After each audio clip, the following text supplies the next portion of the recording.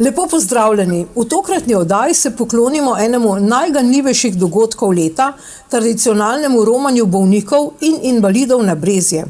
Ta posebna duhovna pot, ki združuje tisoče vernikov iz vseh koncev Slovenije, ni zgolj romanje, temveč tudi izraz upanja, vere in povezanosti. Je močna duhovna izkušnja, ki združuje trpljenje z vero in notranjo močjo. Pogledali bomo v ozadje organizacije in se pogovarjali z duhovniki ter prostovoljci, ki s svojo predanostjo vsako leto soustvarjajo ta čudovit dogodek. Oddaja je poklon vsem, ki v svojem telesnem omejevanju najdejo duhovno svobodo in vsem, ki jim na tej poti stojijo ob strani.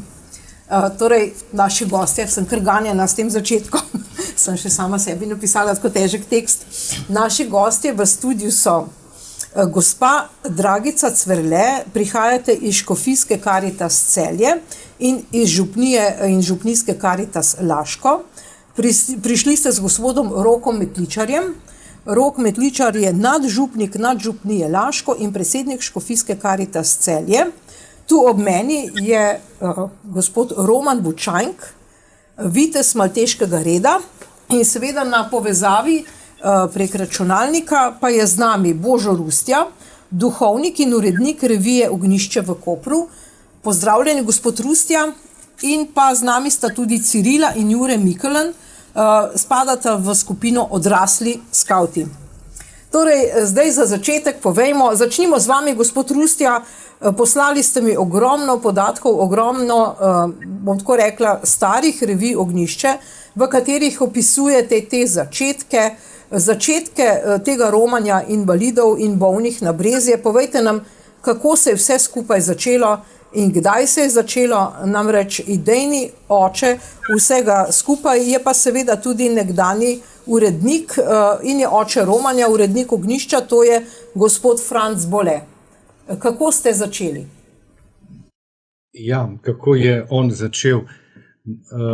Torej, ideja se mu je rodila, ko je obiskoval bolnike, kajti Ognjišče je edina revija, ki že desetletja in desetletja v vsaki številki predstavi enega invalida, bolnika, ali kot se rubrika imenuje, naši preizkušani.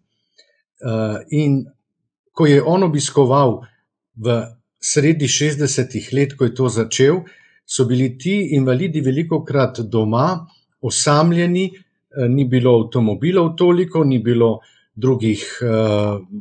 mobitelov in interneta, kakor danes, in so bili zelo osamljeni. In on, ko je videl to osamljenost, ki je bila takrat včasih res huda, ne?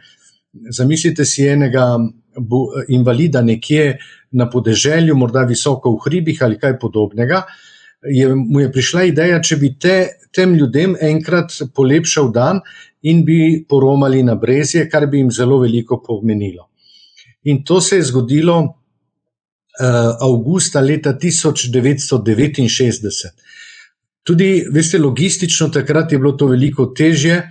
Danes so avtoceste, čeprav te dni so zelo zabasane, ampak takrat so bile stare ceste, te ljudi pripeljati običajno s kakšnimi fički in podobno na Brezje, to so bili prav, bi lahko rekli, logistični podvigi. No, prvo romanje je bilo avgusta 1969, bilo je v cerkvi, kmalu je pa cerkev postala premajhna, šlo je ven, začeli so potem ta romanja na prostem, čedalje več je bilo prostovoljcev, čedalje več je bilo ljudi, ki so bili pripravljeni pomagati, in je tako z desetletjih to preraslo v enega največjih romanj cerkve na Slovenskem.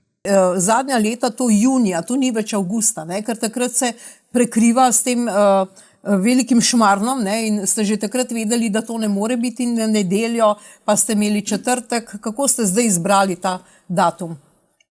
Že nekaj desetletij je to romanje tretjo soboto v juniju in je to zelo stabilno in kljub temu, ne, pa tudi sedaj, kljub temu, da je že zdaj vemo, kdaj bo prihodnje leto in čez 2 leti romanje, če bo svet še stal seveda, kljub temu se še najdejo kakšne druge stvari, ki jih organizirajo tisti dan.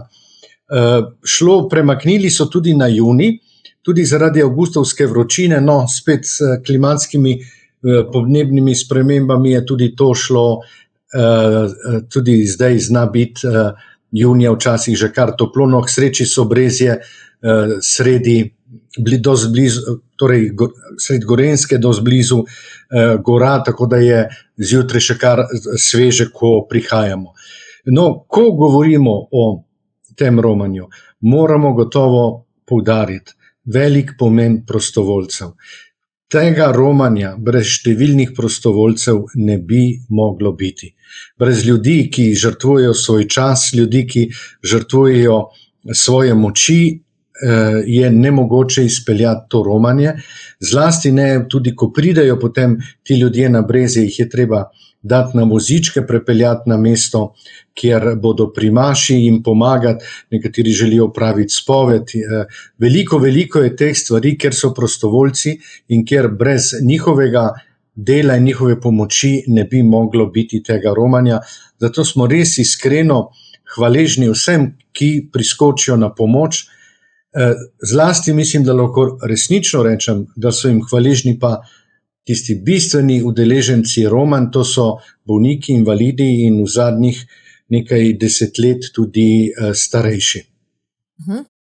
No in seveda v studiu in tudi na povezavi imamo te prostovoljce v tokratni oddaji. Gospa Dragica Cverle, vi prihajate iz župnijske Karitas Laško.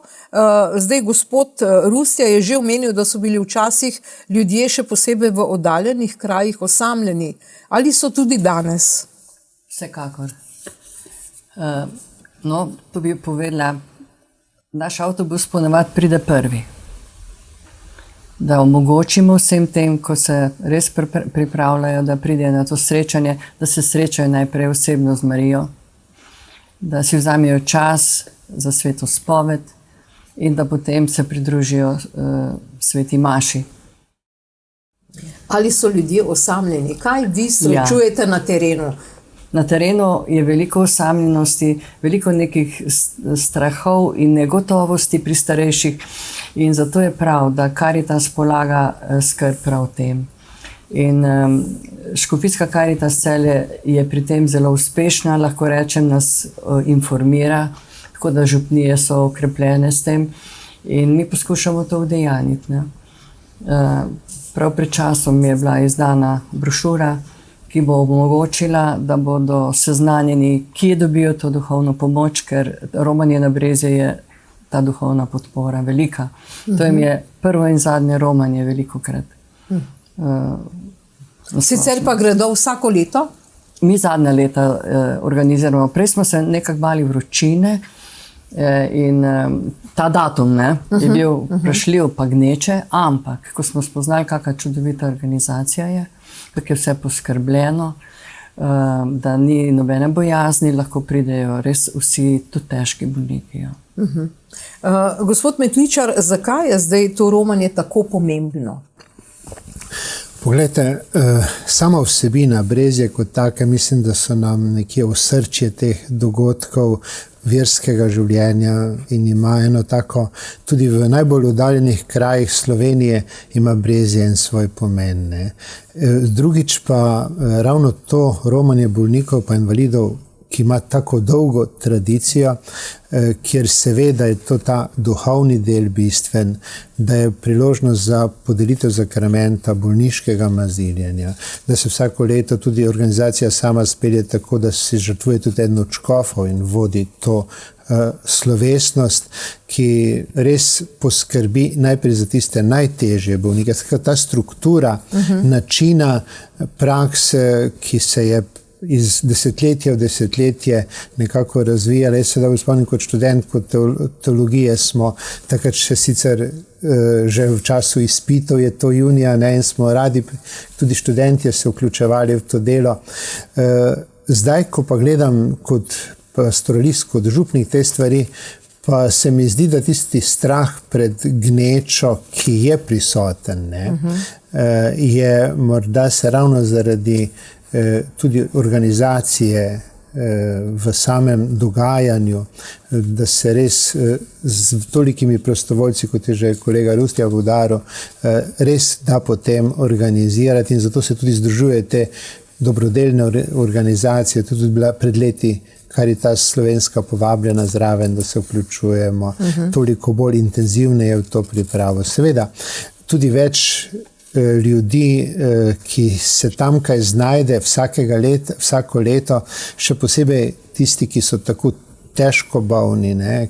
Ampak toliko ene potrpežljivosti, ko ta vzdušje ustvariš. Potem jaz mislim, da ljudje doma, ne glede na to, kje živijo, iz tega dogodka res se spominjajo. Ne? In hvala Bogu tudi župnije po raznih ponekod bolj, drugot manj, se vidimo, ne, tudi avtobusu je res velik odstotek, se to še vedno pojmuje kot nekaj, kjer res sodeluje največ teh župnijskih občestev.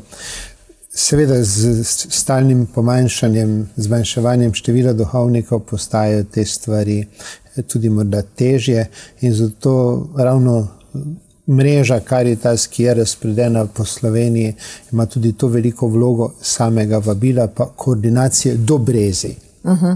Kaj pa potem na samem svetišču? Torej, vi omogočite, da gre vsak tudi v cerkev ali ostanejo zunaj, tako kot smo rekli, je ta glavna maša. Kako je videti ta dogodek? Ja, zelo posrečeno je, kot je naša dragica omenila, naši res želijo iti prej, da so gor 2 uri prej, ravno zato, ker jim Brezje kot tako še pomeni tisti dodatni del, drugače pa se, ko se odvija ta prihajanje, je res poskrbljeno, da se prostovoljci zelo hitro pri avtobusu znajdejo, tisti, ki so z vozički potrebno pripeljati in so tudi na določenih mestih, da je senca poskrbljena. Zadnje leta tudi vemo, vročina je, da se poskrbi za vodo med obredom, da ni kaj takega. Čeprav pred leti, vem, še tega nismo bili tako vajeni, ampak take stvari potem, da je dovolj prostovoljcev, ki spremljajo vsakega, ki gre potem med mašo, ko je tudi obred maziljenja. Tu bi morda malo kritičen bil, oziroma bolj spodbudljiv, morda duhovniki premalo se zavedajo, kako so ta dan tudi pomembni na Brezjah, ker je letos imel občutek, da nas je bilo malo za bolniško maziljenje, da se je moralo dlje časa čakati. Morda bi bilo tudi za izredne delitve obhajila za vključiti za obhajilo, da se ta stvar zorganizira časovno, se zelo poteka, ampak morda ravno pri duhovnikih zadnja leta opažam, da nas je malo manj. Zakaj mislite, je to tako? Ne bi si upal soditi. Res je, da smo starejši, res je, da je za takšno pot, in to je tudi junij kot tak, čeprav se mi zdi termin zelo dober, nasploh morda na takih velikih slovesnostih, če se ne čutiš povabljenega ali pa če se ne čutiš koristnega, morda prej ostaneš v ozadju. Mislite, da se duhovniki ne čutijo koristni ali kako? Zato ne pridejo? Ne bi rekel, sva šla v napačno smer. Jaz mislim, da gre predvsem obremenjenost tista, in ker je tudi možnost, in kar je pozitivno, da tudi laiki organizirajo prevoz bolnikov iz župnije, in ker ima duhovnik še veliko stvari. Sobota je pač tudi dan, ko so mnogi tudi doma obredi, razni krsti in te stvari, in marsikdo zaradi tega ne more. No, z nami sta tudi odrasla skavta Cirila in Jure Mikelen. Povejte nam, kakšna je vajina vloga, kako dolgo že spremljata bolnike in invalide na ta dogodek? Midva sva se priključila odraslim skavtom jeseni 2012 in takoj naslednje leto 2013 sva se že udeležila kot prostovoljca tega srečanja bolnikov in odraslih na Brezjah in od takrat pravzaprav vsako leto prihajava. Izredno naju je potegnilo ravno to služenje, s čimer prej morda nisva bila toliko povezana, kot sva zdaj, odkar sva pri odraslih skavtih. In kako poteka ta dan? Kaj počnete? Začne se že en dan prej, ta isti dan, malce nam opišite, kako je to videti? Ja, to zgleda tako, da se ob 7. zjutraj zberemo pri cerkvi z molitvijo, Potem so pa čisto organizacijske zadeve, se pravi, potrebno je toliko stolov prinesti iz kleti, toliko klopi razporediti po tistem prostoru, pripraviti vodo, napitke, razdeliti razne materijale, ki jih dobijo udeleženci. To traja kakšno uro pa pol, kaj takega, potem pa že začnejo ljudje prihajati. In jih je treba pričakati z vozički, z materijali, se pravi zvezki, z pesmicami in temi zadevami, da ljudje pridajo nekako opremljeni na mesto, kjer bo sveta maša. V bistvu imamo prav, dajmo reči temu, en logističen sestanek, na katerem oba glavna organizatorja prostovoljskega dela, to je domžalski gospod župnik Cvetelj, pa od Radia Ognjišče Andrej, mi bo gospod Božo pomagal. V glavnem ona dva sta tista glavna, ki skrbita. Od revije Ognjišče je gospod Jernej, pa zraven tudi Andrej, to sta dva. Ja. No, v glavnem ona dva sta glavna, ki poskrbita, da se potem nekako razporedijo vse naloge. Gre pravzaprav bolj na prostovoljstvo, se reče, potrebno je toliko in toliko tistih, ki vozimo vozičke. Mislim, da je 30-35 vozičkov in tisti, ki običajno vozimo ljudi z vozički pred oltar, tisti potem tudi prevzamemo spremstvo duhovnikov pri bolniškem maziljenju in potem pri obhajanju. Ostali se pa razdelijo potem za druge naloge. To pomeni razdeljevanje gradiva, kot je Jure rekel, razdeljevanje vode, tudi poskrbijo, da ljudje, ki potrebujejo, stranišče, ki ne vejo, kje so spovedniki, da se jih usmerja, ves čas krožijo ljudje med ljudmi. Ne. Potem so pa tu seveda še take naloge, ki jih običajno zelo dobro opravijo ravno malteški vitezi, usmerjanje ljudi, da ne zahajajo na prostor za invalide, tisti, ki ne potrebujejo teh prostorov, potem, da imamo lepo vodeno procesijo do Marine slike v cerkvi po končani maši. Maltežani tudi poskrbijo običajno za pobiranje darov, skratka, teh stvari je veliko, ne. Potem pa seveda še po končani slovesnosti je pa spet treba vse pospraviti. No in seveda, dali ste lepo iztočnico za našega gosta, to je Roman Vučajnk, vitez malteškega reda. Povejte nam, gospod Vučajnk, seveda je to na Brezju le eno od Marijinih narodnih svetišč. Predvidevam pa, da ste vitezi malteškega reda in da so tudi drugje aktivni v drugih državah. V čem je to slovensko svetišče posebno? Najprej se zahvaljujem za povabilo v oddajo in pozdravljam vse goste. Zelo dobra ideja, da ste oddajo namenili tistim, ki se hočeš nočeš vedno znajdejo nekje na obrobju družb in si pa želijo sodelovati v družbi. Ljudje, katerim je namenjeno to nacionalno romanje, 3. soboto vsakega junija, si srčno želijo biti z nami in se udeleževati vseh teh obredov in dogodkov, s katerimi nekako napolnjujemo duhovne potrebe. V samem nacionalnem svetišču na Brezjah so prostovoljci malteškega reda prisotni tudi ob koncih tednih izven kakšnih praznikov, izven kakšnih nacionalnih romanj, tako da mogoče poznavanje terena tudi pride prav. Ampak če se vrnem k vašemu vprašanju, ja, red je prisoten, mislim, da kar v vseh evropskih državah, skupaj v 120 državah izvaja projekte po vsem svetu. Pravijo za nas, da smo na vseh celinah, samo še na Antarktiki. Ne. Kaj čakate? Kaj čakamo? Da se stopi, da se segreje. Je pa res, da je ravno pomoč ljudem, ki sami ne zmorejo, del karizme malteškega reda, ki obstaja že več kot 900 let. In če rečem pomoč, je to pravzaprav zelo slabo preveden izraz. Mi moramo služiti Gospodom ubogim in bolnim. Služenje v pravem pomenu. Tako da je naše delovanje znotraj tega dogodka ob boku vseh ostalih skupin, ki se izjemno dobro trudijo, in se zahvaljujem za krasno sodelovanje, pravzaprav nekaj, kar moramo početi. Obenem bi pa tudi povedal, da upam, da to ni samo nek dvogovor med ljudmi, ki pridejo, med ostarelimi, bolnimi in invalidi na Brezjah, ampak tudi njihovimi svojci, njihovimi prijatelji oziroma kar vsemi člani družbe, da lahko vidijo, da smo lahko skupna družba, ne glede na različna stanja vseh nas in da smo lahko skupaj pred Bogom. No in zdaj, gospod Rustja, zdaj poslali ste precej materijala, sem pa seveda izbrskala tudi na internetu, da so se tu zgodile v preteklosti 3 zanimive ozdravitve, zaradi česar je seveda to svetišče tudi dobilo sloves kot tako, da pomaga pri ozdravitvi.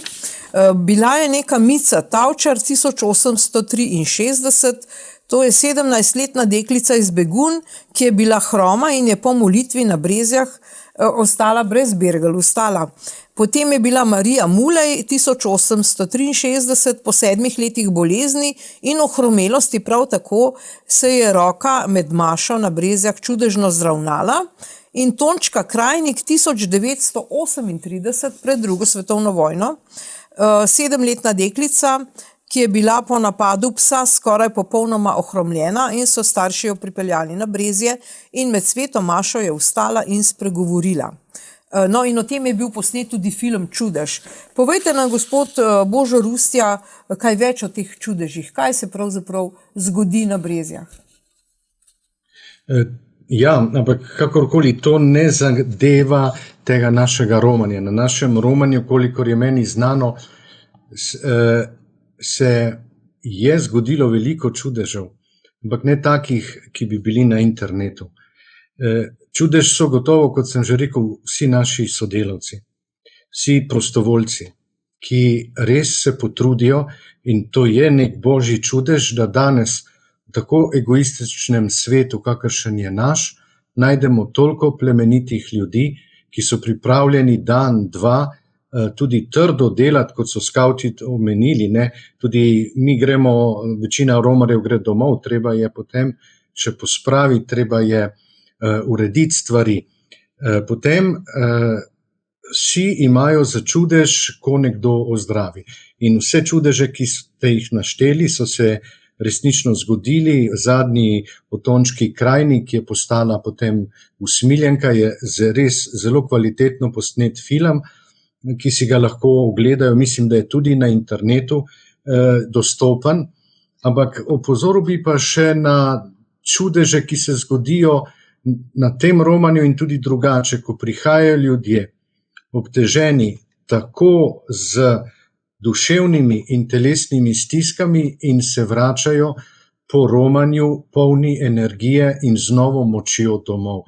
Tudi to so čudeži, ki jih ne smemo zanemariti, da ljudje na romanju v Bogu dobivajo novo moč. Samo, kar nisem še na začetku povedal, torej Karitas se je pridružila temu organizaciji tega romanja in mislim, da je to zelo, zelo dobro, kajti mi veliko govorimo o telesnih stiskah, da pomagamo ljudem, ampak ljudem pomagamo tudi takrat, ko jim dajemo smisel življenja, ko jim vlivamo novo upanje in to daje to romanje. Dobro delo je tudi peljati človeka na božjo pot. Dobro delo je tudi peljati staro mamo k maši. Ne samo, da ji prinesemo kavo, je tudi dobro delo, da ji omogočimo romanje. Potem, ko govorimo o prostovoljcih, so tukaj še zdravniki in zdravstveni delavci. Vsa ta desetletja se je vedno našlo nekaj zdravnikov, ki so dežurali v primeru, če komu pride slabo, če ima kdo kakšne težave, da so mu takoj lahko pomagali. In še kot eno zanimivost povem, da bo drugo leto eden od prostovoljcev praznoval 50 let, hodi že na Brezje in mislim, da se pripelje nekje s Kočevske. To je rečemo eden od mnogih, pol stoletja ta fant, no danes že mož, prihaja redno na Brezje, kjer pomaga bolnikom. Ja, tudi to je neke vrste čudež. Če se pa vrnem k onim čudežem, ki ste jih vi omenili. Kolikor mi je znano, mora, da se ta stvar tako na Brezjah, kot naprimer v Lurdu, prizna za čudež, morajo biti to potrjeno z zdravniškimi diagnozami. Z diagnozami pred stanjem, pred čudežem in stanjem po čudežu. Potem mora biti, da rečejo zdravniki, to je pa res, to zdajšnjim poznavanjem in zdajšnjim znanjem medicine bi se to ne moglo zgoditi, torej gre, oni lahko rečejo, je nek drugi način, ker zdravnik in zdravniška stroka ni poklicana, da razglaša čudeže. Ne? Da so ti čudeži pravzaprav zelo pomembni, ker kažejo, kako je Bog vsemogočen na poseben način, je to, da so te čudeže običajno jih mediji in tudi takratno časopisje ni jih poročalo, kajti vedno je bilo liberalno časopisje ali pa današnji mediji so v zadregi, ker bi morali tukaj priznati, da se je pač zgodilo nekaj, kar je v tistem trenutku z medicino, z znanostjo nerazložljivo. In mislim, da prav pri tej Tončki Krajnik je bila velika zadrega takrat liberalne družbe, pa tudi proticrkvene družbe, ko se je ta čudež očitno zgodil, ko ga je toliko ljudi videlo, kako nanj reagirati. No, za nas te zadrege ni, ob vsakem takem dogodku, ob čudežih, ki ste jih omenili, pa tudi ob čudežih, ko ljudje dobivajo na romanju resnično novo moč za življenje, lahko rečemo samo hvala Bogu, da ljudje doživljajo in zmorejo v veri dobiti novo moč za življenje. Gospod Metličar, kako vi kot duhovnik doživljate to svojo vlogo, ko peljete ljudi na romanje? A je tam to kaj drugače kot recimo v cerkvi pri vas?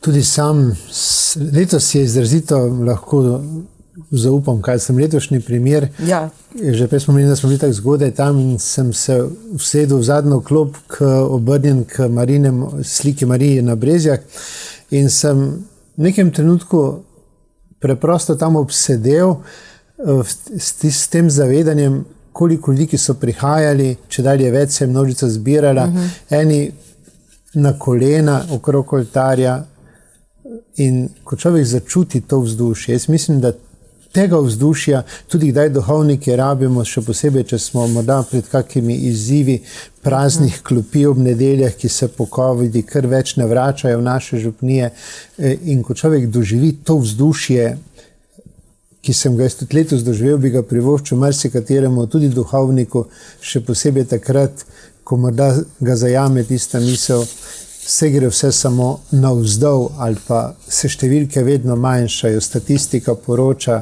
eno stanje. Tukaj pa začutiš najprej tisto izkustvo, da številke sploh niso pomembne in da je ta odnos do Marije na Brezjah, kot sem ga jaz letos doživel, nekaj tako osebnega, tako pristnega, kot da si tam doma, kot da si res na svojem domu.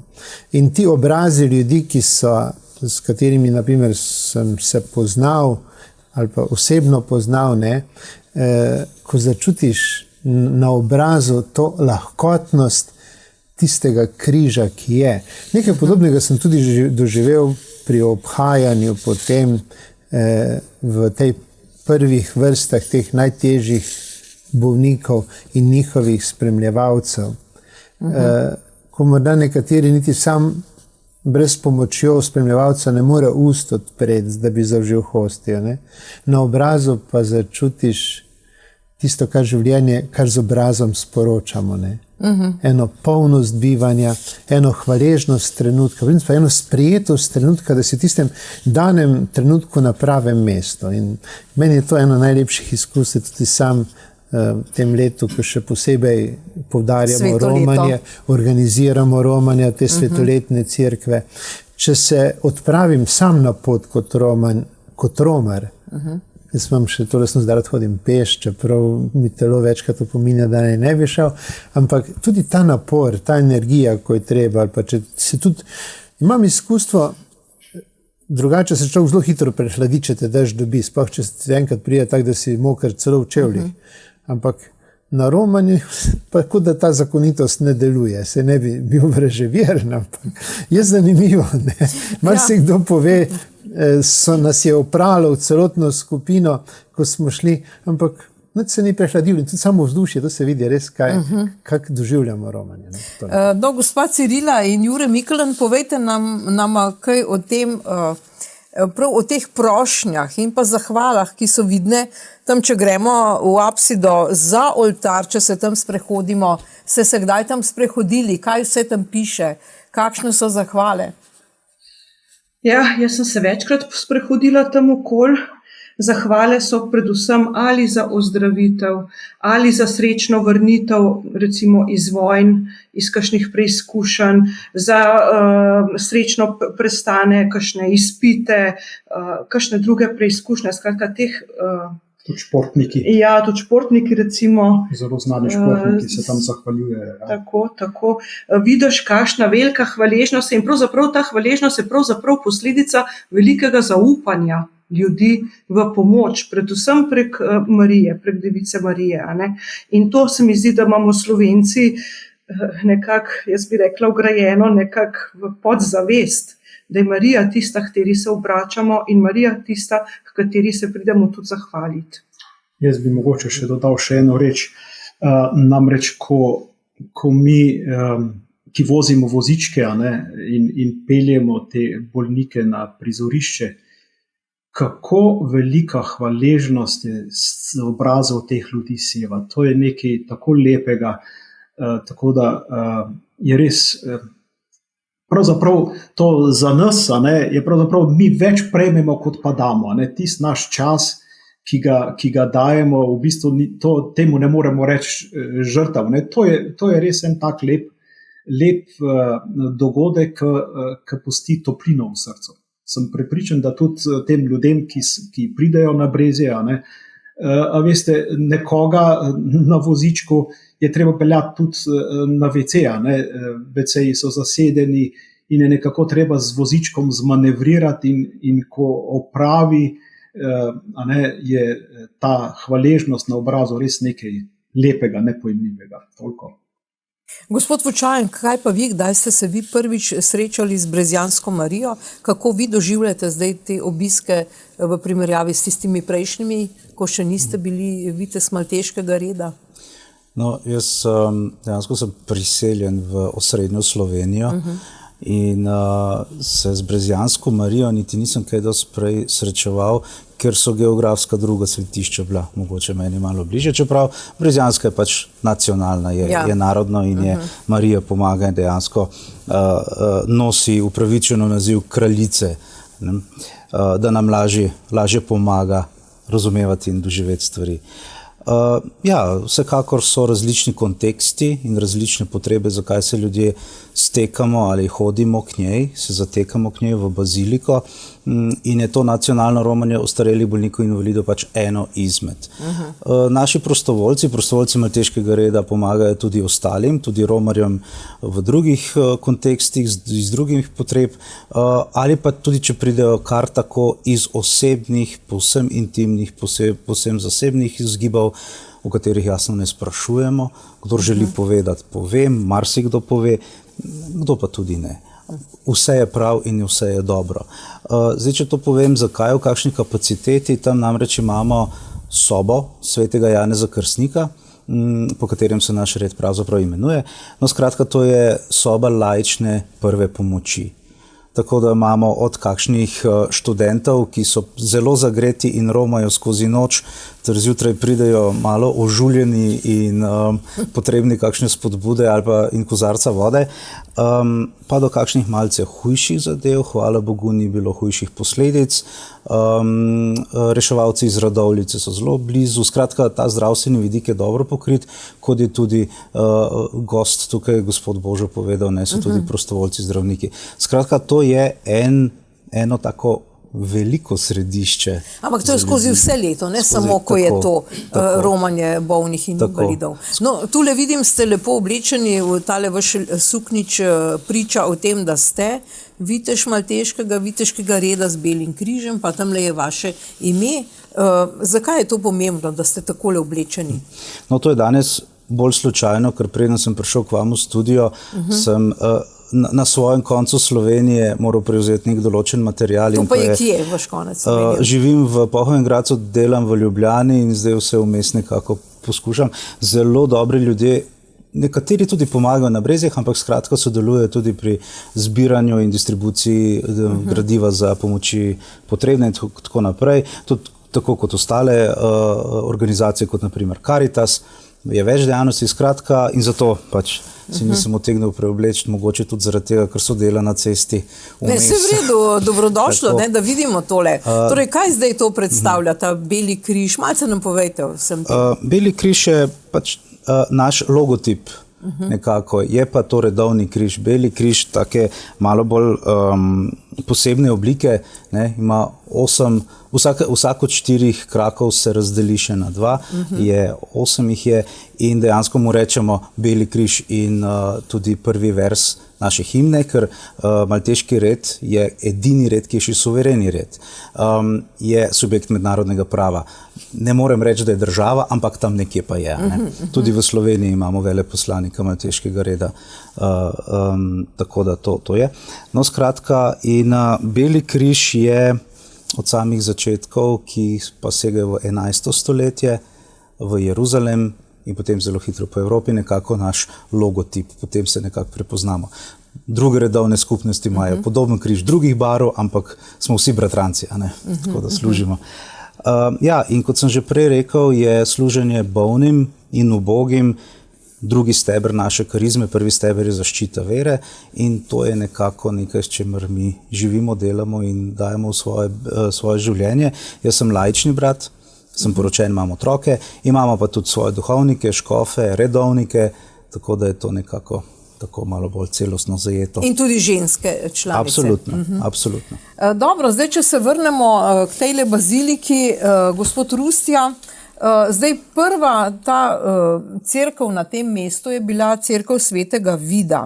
In potem kasneje so pač to cerkev dozidavali in ne nazadnje naredili tudi ta stranski oltar s to sliko Leopolda Lajerja. Povejte nam kaj več o tem svetišču, kaj je tam res zelo pomembno, kaj naredi to svetišče tako posebno? Nisem strokovnjak na tem področju, ampak vseeno, kaj naredi to svetišče pomembno in posebno? Gotovo je to milostna podoba Marije Pomagaj. Glejte, lahko se upravičeno vprašamo, zakaj ljudje tako radi hodijo na Brezje. Pravzaprav lahko vprašamo, zakaj ljudje tako radi romajo. Gospod Rok je lepo povedal izkušnjo prenekaterega duhovnika, da po covidu vidi kar precej praznih klopi v cerkvi. Pa ne samo v Sloveniji, tudi drugje je tako, ampak istočasno pa smo priče, da božjepotna svetišča so čedalje bolj oblegana, čedalje bolj obiskana, čedalje več ljudi prihaja tja. In zanimivo, ne teologi, ne sociologi nimajo čisto pravega odgovora. Ne vedo, zakaj je tako, da ljudje pa v nekaterih primerih dobesedno derejo v božjepotna središča. In eno od takih je tudi Brezje. Sam si skušam nekako odgovoriti in poiskati odgovor tudi v tem. Glejte, Marija je mati. Je Božja mati, ampak kot vemo po evangeliju po svetem Janezu, jo je Jezus s križa dal tudi za našo mater, ko je Janezu rekel, glej, tvoja mati. In od tiste ure jo je učenec vzel k sebi. Je tudi naša mati in današnji svet, kjer človek hiti, kjer je človek številka, kjer je človek velikokrat objekt, pa želi imeti pristne osebne odnose. Želi biti sprejet, želi biti ljubljen, želi prejeti novo upanje in novo moč za življenje.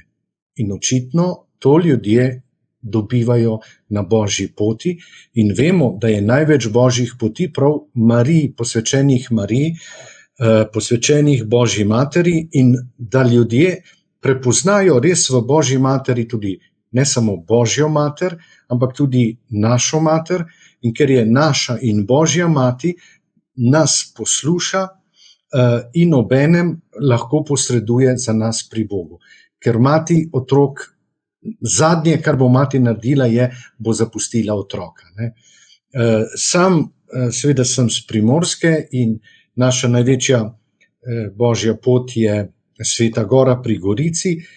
Svetogorska mati Božja je delila usodo primorskega človeka, njegove stiske, njegovo preganjanje, njegovo trpljenje. In včasih, ko grem, ko se postavim pred to podobo, tudi pomislim, koliko ogromno solz je videla Božja mati, koliko trpljenja, koliko prošenj je slišala, koliko trpljenja zaznala, in ne samo zaznala, ampak koliko ljudi je od srečanja na Božji poti šlo okrepljenih in bolj močnih domov. Zato so ti kraji tako pomembni. Včasih mi, zlasti zdaj pod tem vplivom New Age-a in raznih drugih stvari, mi pravijo, a veste, gospod, tam, veste, na Božji poti pa pri tisti cerkvi, to je tako pozitivna energija, to je tako nekaj lepega, to je tako nekaj močnega. In jaz vsakemu odgovarjam, verjamem vam, da je tam res pozitivna energija. Verjamem vam, da je tam res nekaj zelo močnega, kajti koliko molitev je tam bilo izrečenih, koliko imaš darovanih, koliko ljudi je tja prišlo z ljubeznijo. To so res posvečeni kraji, lahko jih imenujemo močni kraji, lahko jih imenujemo kraji polni moči. In tukaj bi jaz tudi iskal razlog, zakaj v našem sekulariziranem času, v našem sekulariziranem svetu narašča obisk Božjih poti.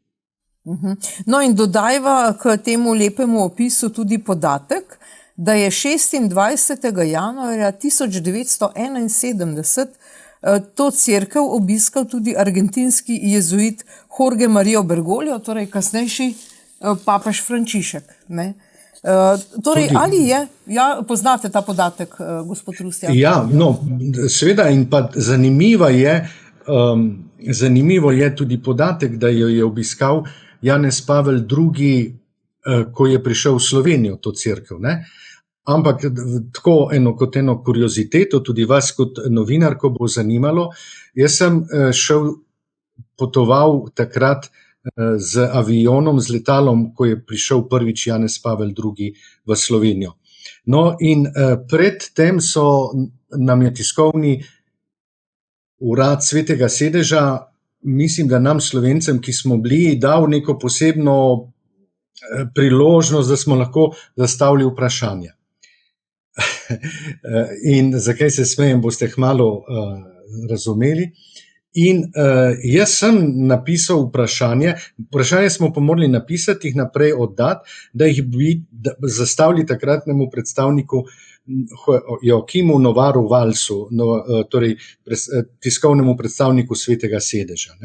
Izredno dobrem tiskovnem predstavniku, bi rekel, staremu, preizkušenemu mačku na tem področju. In jaz sem tam napisal, ali mi lahko potrdijo, da bo Janez Pavel II., preden bo šel, ko bo šel z letališča, da bo obiskal tudi narodno svetišče Marije Pomagaj, nekaj takega je bil. No, in ko je prišel tisti pomočnik Novara Valsa, mi je dal listek nazaj in me pogledal in je rekel, da ne bi vi tega vprašanja postavili, o tem se ne govori.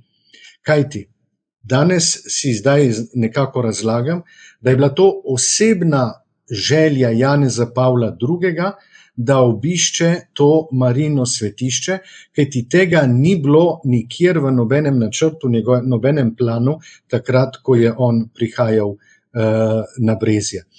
Seveda odraža pa to njegovo razsežnost, to izredno predanost Božji materi Mariji, ki jo prinesel gotovo iz domače rodne Poljske, ki jo je vnesel v svoje geslo, v svoj grb, totus tuus, ves sem tvoj Marija. In je to, ko je prišel v Slovenijo, tudi pač želel obiskati nacionalno svetišče, in obstaja ta lep posnetek, ko pride ven, v slovenščini samo reče Marija, pomagaj. Marija, pomagaj.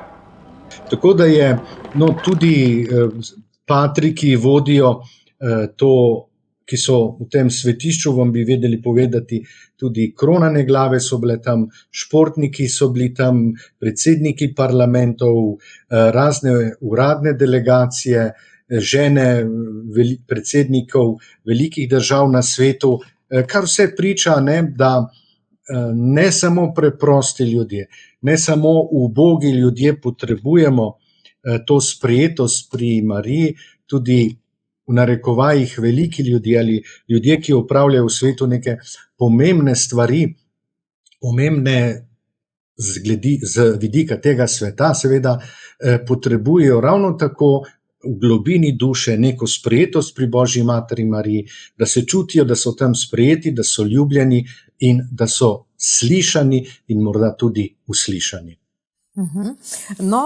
Najbrž je mislil papež Janez Pavel II. Marijo Čestohovo, torej to veliko poljsko svetišče Marijino, pa mogoče tudi kakšno drugo. Zanima me, recimo, gospa Cverle, kakšen je bil pa vaš ta vtis Brezjanske Marije, ko ste jo prvič obiskali, pa potem kasneje.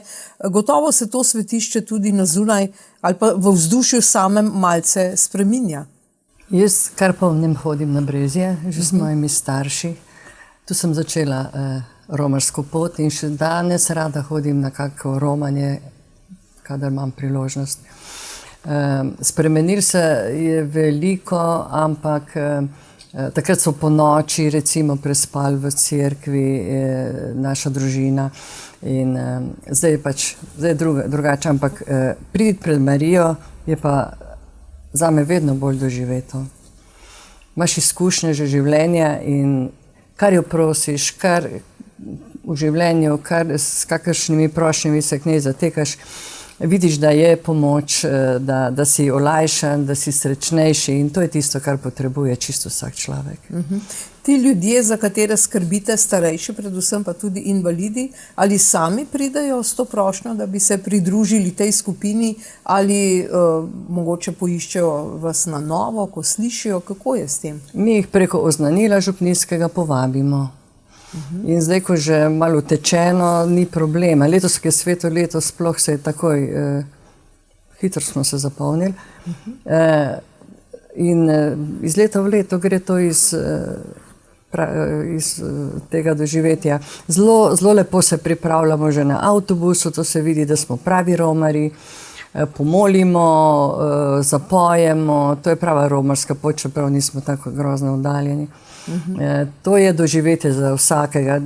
Nekateri par let nikamor ne gre in vidi, da je to najlepši dogodek, ker smo vsi starejši, osamljeni, invalidi, nekako nepočaščeni, ampak imamo svoj dan, svoje srečanje, izkušnje vidiš. Tako da to je čudoviti dan za vse. Mislim, da ne bo problema pripeljati jih sem bodoče. No, se to je zdaj postal nekakšen narodni dan bolnikov, ne, gospod Metličar? Kako se je zdaj ta dan oziroma to romanje razvijalo in do tega, do kamer je prišlo danes? Ja, zdi se mi, da je, kot ste lepo rekli, narodni dan bolnikov, lahko bi ga tako imenovali. Ker tudi, čeprav bilo je že danes omenjeno, Slovenija je res prikrita z marijinimi cerkvami, in tudi se vsaka škofija ima svoje pravzaprav svetišče, ampak je pa kot nacionalno brezjansko svetišče tisto, ki nas vse pritegne, nas vse združuje in je tudi duhovna oskrba tu res mislim, da si zaslužijo bratje frančiškani res zahvalo, da je tolikokrat priložnost za svetospoved skozi vse leto. Ne, in nekje merilo, da je neka cerkev ali lahko škofijsko svetišče, je ravno v tem, ne, koliko je priložnost za prejemanje zakramentov. Ker pri manjšanju števila duhovnikov to postaje zelo bistveno, ne, da je človek, ki ima na voljo tudi ta zakrament, za katerega mora biti pač izpolnjeni neki dani pogoji. In gotovo je sam romarska pot, potem pa tudi nepoznan kraj, lahko za koga včasih priložnost. Mislim pa, da so tu kraji milosti ravno potem, da se spovedi res ljudje poslužujejo, da se tega upravljajo. Tako da je ta dan je res vse skozi prošnja. Tudi letos sem imel izkustvo, koliko ljudi se je postavilo v vrsto, pričakujoč zakrament sprave. Ne. In mislim, ne bom zdaj upal reči, da so res vsi prišli na vrsto, ker gotovo pa je tisti, kateri so imeli interes in pa željo, da jim je bilo omogočeno. Če bomo pa se tudi malo še duhovniki ozavestili, kako, kot sem prej omenil, koristni, je pa res prav, da se čutimo koristne in da damo eno tako priložnost, da se v prvi vrsti ta zakrament Božjega usmiljenja, ki je na nek način po krstni milosti temeljni. Ne? In tako tudi, kar je zadnja leta opažam, ne, tudi podelitev bolniškega maziljenja kot takega, ne, da ni to zakrament, ki si ga človek prejme tik pred smrtjo, ampak da je to zakrament, ki se podeljuje tudi v drugačnih okoliščinah. In že s tem je, mislim, da ker nekatere starejše generacije so se pri verouku učile še to, ne, da je to zakrament pred smrtjo. Po koncilu se je začel ta poudarek na temu in tudi eno izkustvo takega dneva, kot je tole vseslovensko romanje na Brezje, in ti ljudje, ki želijo prejemati bolniško maziljenje, nekje ustvarjajo tudi, bi rekel, v praksi eno vzdušje, ki ga naša cerkvena občestva tudi kar potrebujejo.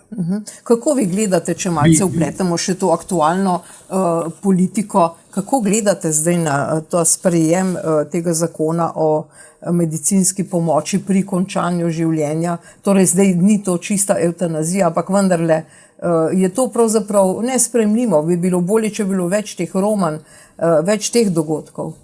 Prav gotovo. Lejte, jaz kolikor imam izkustva, tu zraven je tudi še ena stvar, ki gre vzporedno in se na slovenski prostor vnaša tudi pokopi z raztrosi. Tudi nekaj podobnega. Nimam človeka, ki bi skrbel za moj grob, zato se dam raztrositi.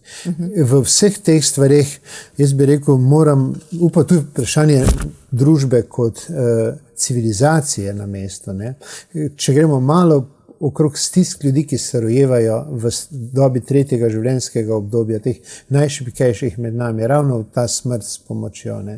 V ozadju je toliko enih strahov, ki jih vnašamo, da tudi sodobni čas in družba razlogov danes tudi kar medicina, kot vidimo, ne, se imamo, hvala Bogu, dosti zdravnikov, ki so se glasno postavili po robu temu, da bi bili pripravljeni te stvari delati, ker etični pristop do tega je vprašljiv. Ja, vztrajati mora. Jaz mislim, da je tu cerkev res tudi na preizkušnji, koliko je glasna, ker pa je stvar spolitizirana postaja ali pa želijo v te politične vode. Ampak mislim, da v osnovi, če v najosnovnejših smernicah evangelija gremo raziskovati, ne moremo se kot kristjani sprijazniti s tem, da bi zagovarjali ali da bi človeku, ki zaradi strahu pred bolečino, pred smrtjo, pred osamljenostjo izbral to pot, ne? Ker gre tukaj pravzaprav za vrednotenje človeka.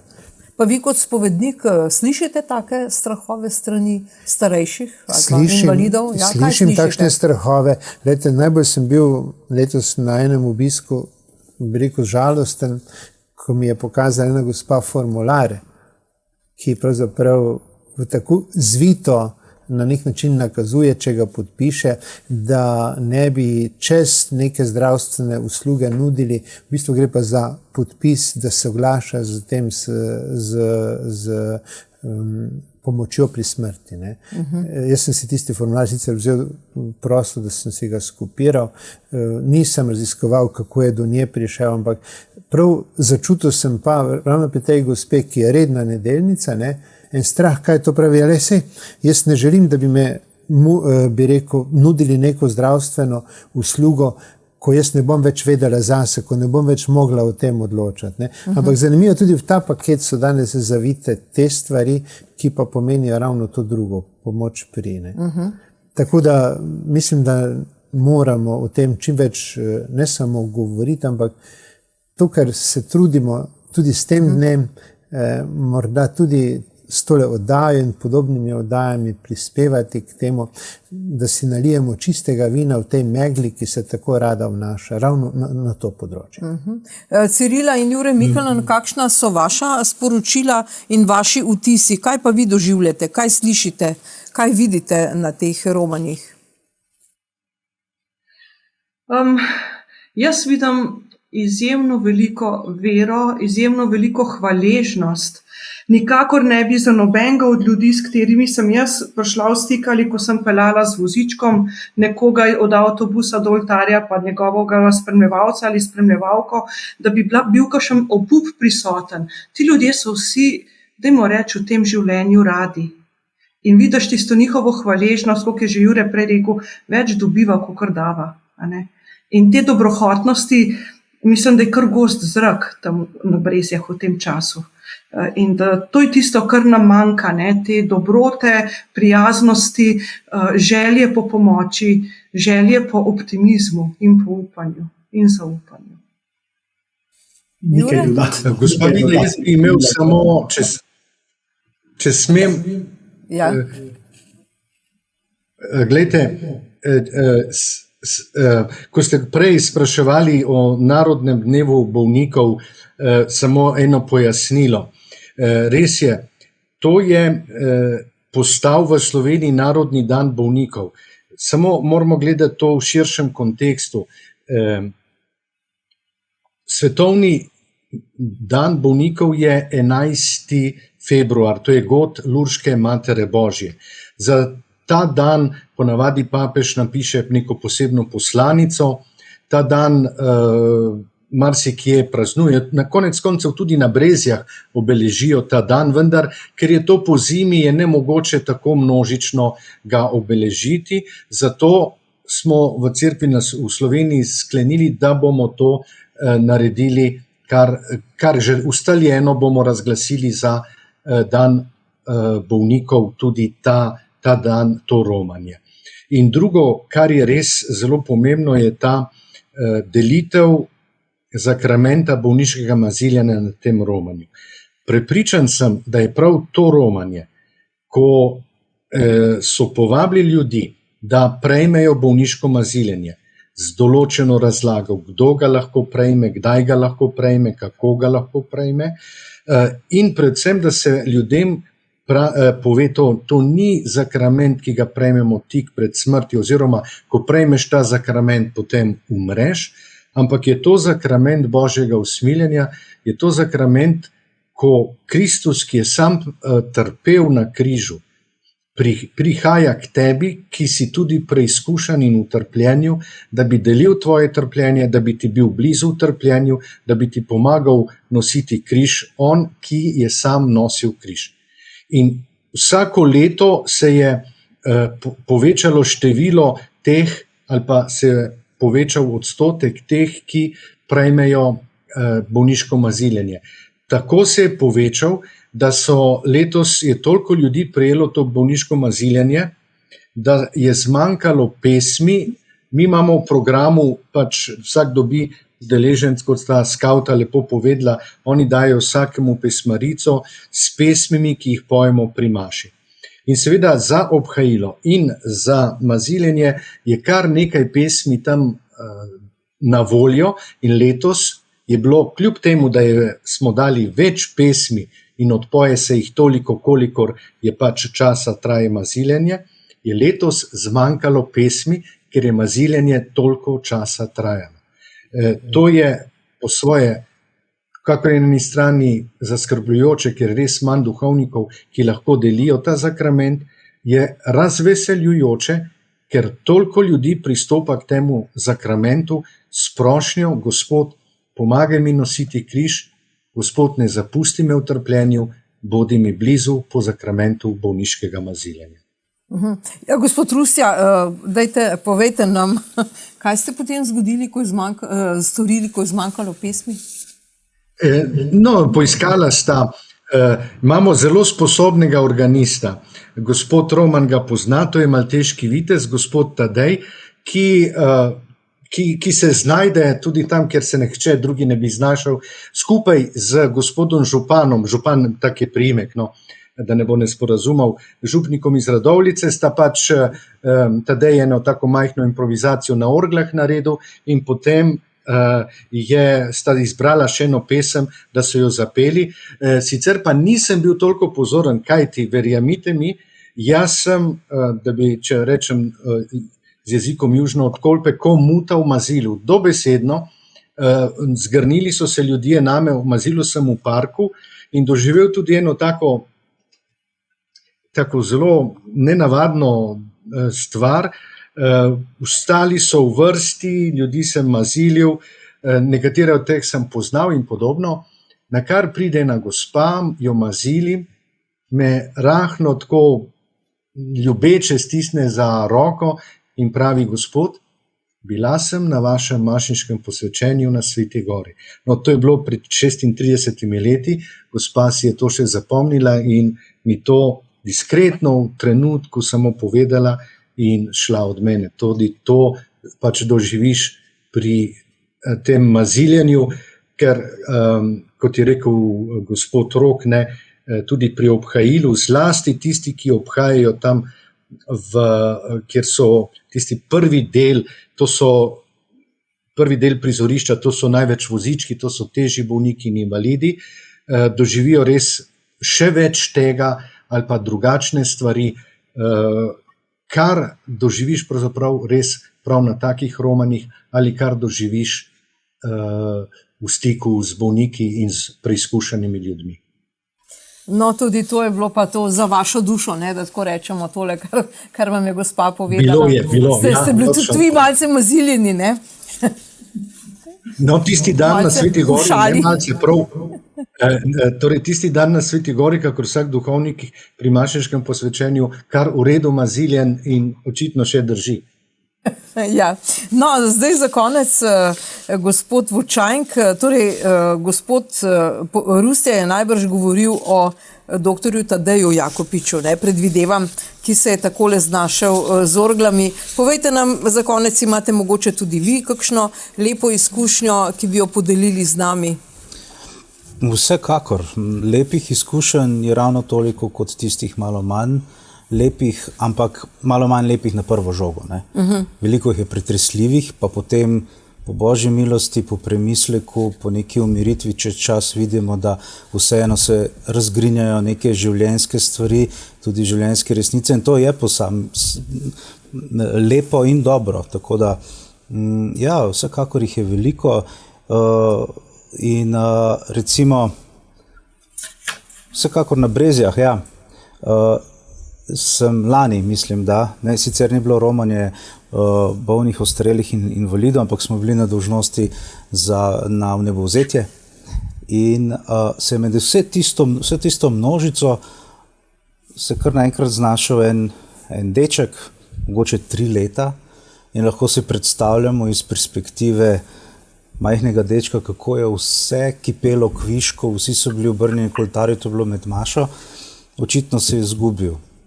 In je tako, je malo odtaval od svojih staršev in tako.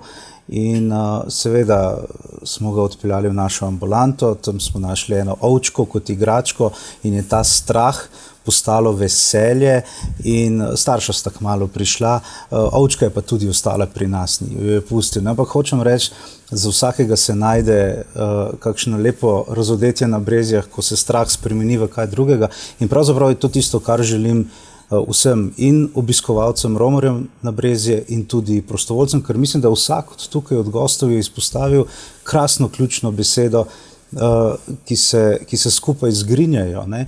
Po eni strani malo težke, kot ste rekel gospod Rok, ne?